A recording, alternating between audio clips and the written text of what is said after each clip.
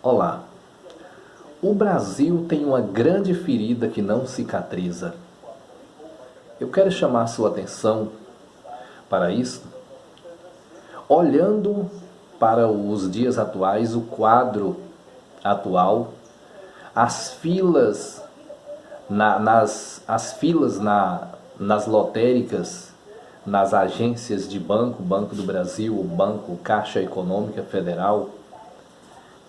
Quando eu falei que o Brasil tem uma grande ferida que não cicatriza, e essa ferida foi aberta tão logo no início da sua história, eu me refiro à educação especificamente. A educação desenvolvida na política brasileira. Como a política, como a estrutura da política brasileira desenvolveu essa educação. Quando estudamos a história do Brasil, vemos tão logo que a proposta de educação no Brasil parece ter sido desenhada com privilégios. A educação, na verdade, ela já foi uma educação elitista, uma educação de privilégio. Privilégio para alguns, para classes especiais, pessoas especiais.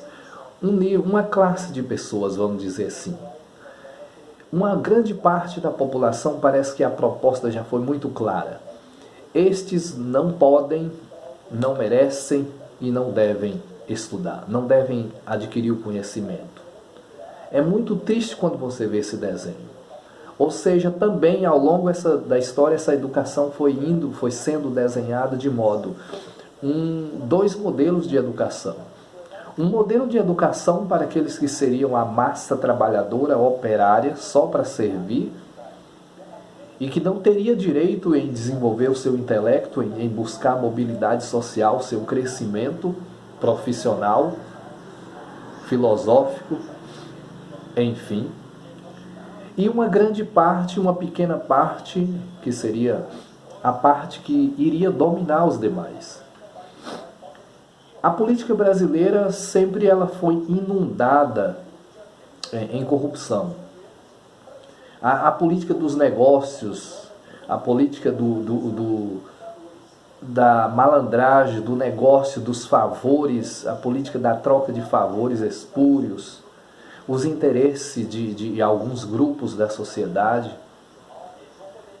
É triste quando você vê isso e a interferência direta daqueles que detiveram ou detinham ou aqueles que estavam no poder e que para favorecer os seus parentes familiares, favorecer aqueles que devem permanecer no topo, industriais e dessa forma também. Essas questões, elas construíram e abriram uma ferida no Brasil que até hoje essa ferida não cicatrizou. A educação no Brasil é uma grande ferida aberta que sangra e faz e retrata as condições do Brasil, as condições do PIB, as condições da dívida do Brasil, as condições dos estados e dos municípios. A política do Brasil reflete uma política massacradora, de massacre sobre a grande população, a população trabalhadora. Isso é de se observar e de se perceber e dói. Quando você vê esses reflexos, eles chegam até os nossos dias. Eu quero chamar a sua atenção para que você pense nisso, porque nos próximos meses estaremos chegando aí a tempo de eleição. E por chegar o tempo de eleição, é um momento também de refletir sobre isso, além de outras coisas que eu gostaria de falar com você. Na história da política e da educação brasileira, nós vemos que o Brasil sofreu a influência de várias tendências pedagógicas, várias linhas da filosofia da educação, várias linhas, tendências pedagógicas, a metodologia, enfim. Mas não é isso basicamente o que se provoca um ferimento. mas como esses elementos, como a política da educação foi adotada e foi aplicada no Brasil, de modo que se planejou, é duro quando você pensa nisso, de modo que se planejou uma educação em dois ou três níveis, uma educação melhor, uma educação de qualidade para uma parte, uma educação meia boca, uma educação capenga para a grande parte da população.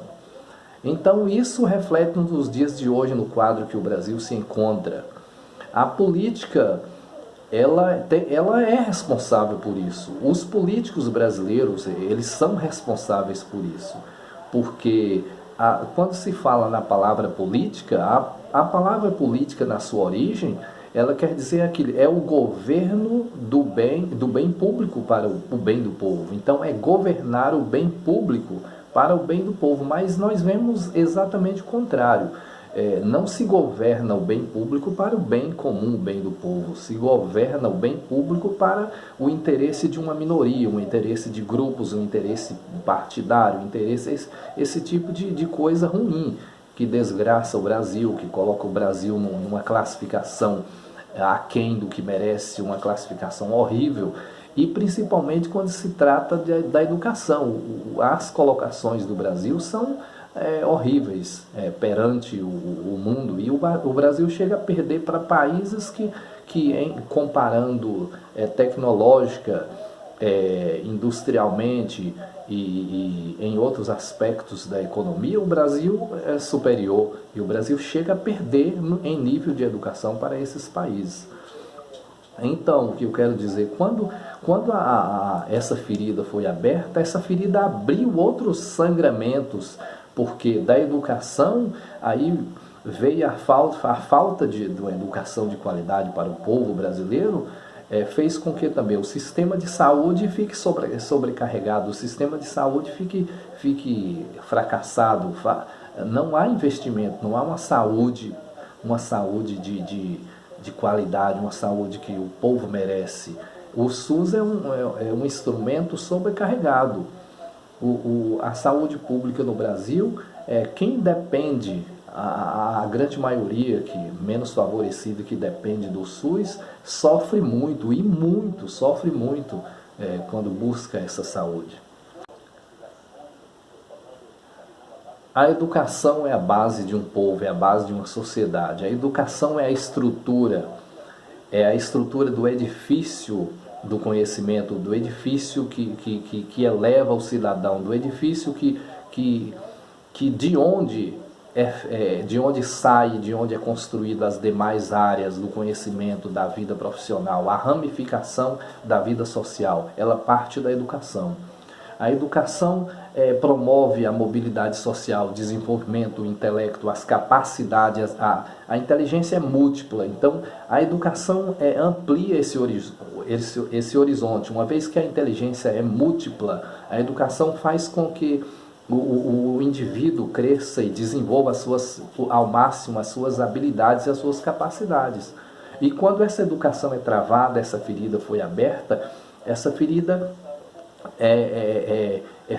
fere todo o corpo que é o país, que é o Brasil. Esse corpo todo sente todos os cantos do país. Aí você tem um país de um alto grau de violência, de favelas, violência, criminalidade, insegurança pública, um país doente, um país onde a venda de remédio é uma coisa lucrativa demais, porque é um país carente de saúde, é um país que tem essas dificuldades. Então, se não tem uma educação de qualidade, uma educação que deve ter, o país sofre. É um país que a saúde, as pessoas vão estar doentes, muito doentes.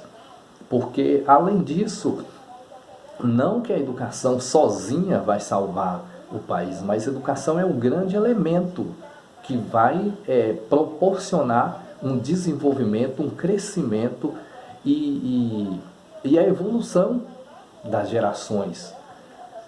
Quantas dores o Brasil tem por gastar, por usar o dinheiro público para tentar sanar a questão da violência a questão das crianças de rua, a questão dos aposentados, a questão dos desempregados e as pessoas que não têm a instrução devida. Então tudo isso é muito ruim. O brasileiro não aprendeu, parece que nós não conseguimos aprender a lidar com política porque, de uma certa forma, nós fomos ensinados e instruídos a acreditar e dizer que a política é uma coisa ruim, moral do indivíduo, a questão cultural, que o cidadão ele precisa ter a consciência. A política ela não é ruim, mas é como ela foi feita e como se age dentro da política. E o povo precisa entender que ninguém vive fora da política. Você não é um indivíduo alheio à política, porque a política está no seu negócio, a política está no seu trabalho, a política está na sociedade, plenamente na sociedade. A política está na sua escola, a política está em todos os setores e segmentos da sociedade. A questão é como o povo brasileiro participa dessa ferida, sentindo dores, mas não reagindo, porque ainda não aprendeu de fato a reagir. E por ora vemos os grandes movimentos. Quando se fala no campo político brasileiro partidário, parece que a política brasileira é um terreno minado, um terreno hostil, onde e isso a gente vê claramente que é um terreno hostil, um terreno minado, porque você vê é uma forma de guerrilha, de confronto violento, agressivo. Parece que não há uma cultura do diálogo, do entendimento, do saber confrontar, saber aceitar aquele que é contrário à sua opinião. Então se parte para outro tipo de pensamento agressivo e muitas coisas dessa forma. Porque a ferida que foi aberta lá no passado, ela reflete as dores até hoje, retrata um país que ainda não soube e ainda não sabe, está aprendendo, mas ainda não sabe lidar com essa situação. Enquanto o Brasil não mudar, falar nisso eu lembrei de uma frase interessante de Anísio Teixeira, que ele fala que a educação não deve ser um privilégio, a educação não é um privilégio, é um direito, porque a educação já foi posta como privilégio no Brasil. Também ele tem uma frase que ele fala que enquanto só haverá de fato democracia no Brasil, quando o Brasil construir a máquina, preparar a máquina que promove a democracia, e essa máquina é a escola pública. Então ele está falando claramente que a educação é a base. Enquanto o Brasil não investir, o Brasil não tomar a posição de investir, fiscalizar e trabalhar a educação brasileira de modo que ela seja efetiva para dar resultado, para mudar o patamar do Brasil, então essa democracia que nós temos é uma democracia que muitas vezes é questionada. Que democracia que os seus cidadãos parecem usando aquela... Posso até lembrar da frase de Jean-Jacques Rousseau, né, que ele fala que todo ser humano, o homem nasce livre, todavia encontra-se em toda parte, encontra-se a ferros, encontra-se a correntes, aprisionados. Porque você vê esse desenho, você vê essa coisa das pessoas... vivemos num país democrático que parece que você não vive essa democracia. Vivemos num país livre que parece que você não vive essa liberdade. Parece que tira parte dessa liberdade. A liberdade, essencialmente, muita coisa é tirada. É tirada como? É tirada dos direitos, quando lhe rouba o direito de ter uma educação de qualidade, quando lhe rouba o direito da segurança pública, quando lhe rouba o direito da saúde, quando lhe rouba o direito de crescer intelectualmente e desenvolver, porque essas amarras políticas prendem o país até hoje. Então essa ferida é enorme. Quando essa ferida foi aberta, então abriu outros sangramentos. Sangrou para a saúde, sangrou para o trabalho, a qualificação de profissionais, sangrou para o intelecto do povo brasileiro, sangrou para o desenvolvimento do Brasil, sangrou de modo geral, para a ciência, para as tecnologias. Então essa ferida ainda não cicatrizou e está muito longe de cicatrizar. Então requer um tratamento adequado, um tratamento firme, persistente, com perseverança para que esse quadro mude. O que vemos hoje nas ruas, as fileiras enormes, o que eu vejo, o que se percebe é que, mediante ao histórico da política brasileira, da educação, do tratamento do povo brasileiro, se constituiu uma sociedade que ainda se permite um alto grau de uma grande parcela de pobreza, pessoas que se viram como podem, quase como heróis, se virando como podem a qualquer custo. Quando você vê ali o desabamento, o sofrimento do povo desabando, casas desabando, morrendo gente soterrada, essas coisas todas. As pessoas buscam uma vida melhor, não achando condições, elas vão a qualquer custo para qualquer lugar e ali tentam aventuram suas vidas ali, colocando em risco toda a sua família e os demais. Então, nós temos um Brasil alheio, um Brasil à parte, nós temos um Brasil ou mais Brasis dentro de um Brasil. A realidade separatista brasileira, essa disparidade social, econômica, é enorme, é massacrante. Será que um país que o Brasil investisse mais em educação, proporcionasse mais segurança, emprego, qualidade de vida para o povo brasileiro, a política brasileira fosse feita nessas bases, o governo, quando eu falo de governo, eu falo da história do Brasil todo, se o governo brasileiro trabalhasse nisso, porque um homem só, um período só de governo não vai mudar essa história dessa forma. O que o Brasil, essa ferida aberta no Brasil, requer tempo e um tratamento adequado, são períodos longos de governo para tratar isso. E sobretudo agora, depois dessa pandemia, dessa crise miserável, que o Brasil vai estar numa condição de recuperação, o povo brasileiro vai ter que travar uma luta para voltar a crescer, para se restabelecer, para se reconstruir, se refazer desse momento.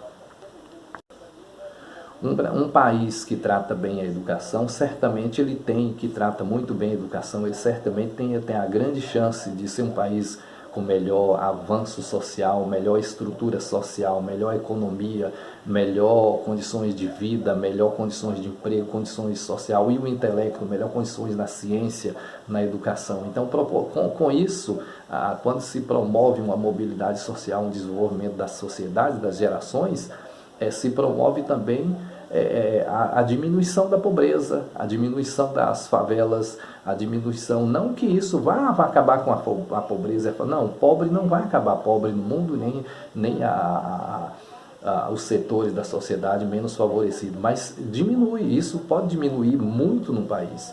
O índice de analfabetismo no Brasil é muito grande ainda em relação à sua história, em relação a tudo aquilo que vemos no quadro mundial. Quando você vê o retrato de escolas caindo, escolas sem janelas, sem portas, sem piso, sem armário, sem assento, um desastre. Você vê isso ainda no Brasil de hoje, do século XXI, é inadmissível, é doloroso demais quando você vê alguma reportagem que mostra, não são algumas, são milhares de escolas no Brasil que ainda se encontram nessa situação. Imagine aí como é que essa educação está sendo processada, está sendo desenvolvida. Aí você imagina o aluno, a criança, o menino vai para a escola, ele passa, chega ao 9º ano, depois ele entra no ensino médio e quando a deficiência você vê que parece que não absorveu, não conseguiu assimilar a sua vida como cidadão, como indivíduo no Brasil, quem ele é, não conseguiu sintonizar. Então você vê claramente isso aí. Então é terrível. Outro fato é que o brasileiro ainda acostumou e ainda tem essa ideia, acostumou e ainda carrega essa ideia de dizer assim, voto em fulano porque ele rouba, mas faz. Isso eu acho horrível, eu acho uma miséria, uma coisa muito ruim isso aí. Então esse pensamento, rouba, mas faz. Enquanto você pensar que você vota em alguém que rouba, mas faz, você está também fazendo parte dessa ferida, você está contribuindo para sangrar essa ferida e você está contribuindo para a corrupção brasileira, porque é isso que o cara espera, é isso que o político, porque o político, ele não é bobo, ele analisa, ele sabe analisar, ele sabe ver o modo de pensar do eleitor, ele sabe ver, ele retrata, sabe retratar muito bem as comunidades e as regiões, a situação histórica e o perfil do cidadão do Estado. Ele sabe muito bem onde ele investe, ele sabe muito bem fazer essas manobras. E ele espera justamente isso, que você vote nele, ainda que você saiba que ele rouba, mas faz. Faz o quê? Faz o quê? Quando você vê isso aí, rouba, mas faz. Aí comparando com o que deve ser feito, o que faz? Então isso você vê em todo o território brasileiro. Essa mentalidade precisa mudar, porque o cidadão brasileiro costuma criticar o político porque ele é corrupto, mas ao mesmo tempo o cara abastece o carro no posto de gasolina e o frentista lhe dá um troco errado, ele aceita e fica calado, vai embora. Acha um celular de alguém, não devolve. Acha uma carteira, não devolve.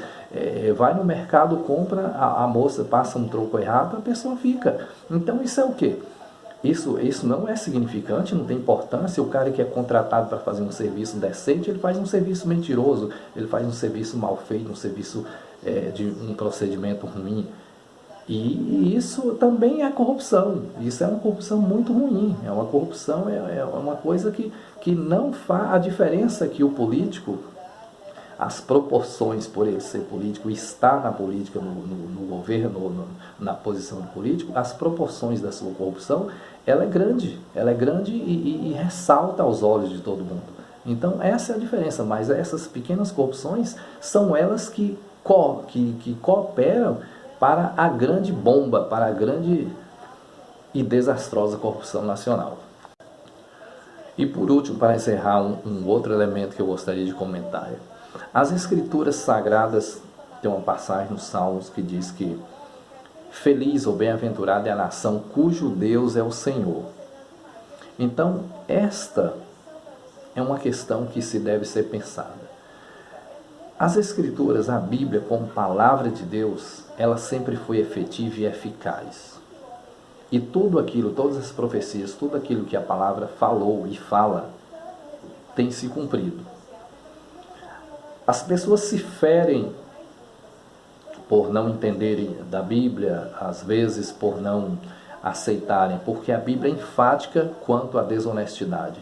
A Bíblia é enfática contra a corrupção, contra o homem desonesto, contra o pecado, contra os vícios, os espúrios, enfim. A Bíblia, ela aponta, ela revela todo o quadro da moral humana, todo o quadro caótico, todo o quadro de insuficiência e todo o quadro de fraqueza. O homem a natureza humana não gosta de sentir e ver isso e ouvir isso na sua cara. A natureza humana não gosta, porque se sente ferida, se sente agredida. Então, Deus não passa a mão na cabeça de ninguém. Deus avisa, Deus informa, porque Deus quer restaurar o caráter humano. O Brasil é conhecido como um país altamente corrupto. E o Brasil é um país onde se tem a liberdade religiosa de várias religiões, de você poder falar de Deus, poder ouvir, que você tem a Bíblia aí à disposição para todo mundo. A Bíblia, Rui Barbosa costumava dizer que numa biblioteca, o único livro que jamais poderia faltar é a Bíblia.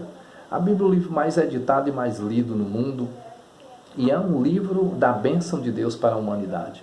O Brasil é um país com um grande número de cristãos evangélicos, é um país onde, apesar de tudo isso, o nível de corrupção é muito grande ainda. Mas nós precisamos entender que em todas as coisas existem leis no universo, existem leis na criação, na forma da criação, como foi tudo existe. A Bíblia diz que o homem teve o seu caráter alterado, foi corrompido. Então, a palavra de Deus é justamente a chamada, o chamamento para o homem para restaurar, para aproximar de Deus, para construir, reconstruir o vínculo de união com o seu Criador. E o homem precisa entender isso, precisa ouvir a voz de Deus. O político, ele precisa ver isso, a sociedade brasileira precisa entender isso aí. O povo brasileiro precisa abraçar essa causa, sobretudo agora.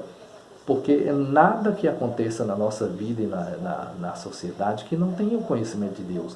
Mas na vontade permissiva de Deus, Ele permite que determinadas coisas aconteçam, coisas ruins aconteçam à humanidade, mas com efeito de juízo, com efeito de alerta, com efeito de despertar para que esse povo se desperte e volte para o Criador. Porque Deus quer sempre o melhor para a sua vida, para a nação. Então, bem-aventurado, feliz é a nação cujo Deus é o Senhor. O Brasil precisa disso. E nós, como cristãos, precisamos clamar a Deus, buscar a Deus, para que Deus abençoe esse país. E cada um fazer a sua parte.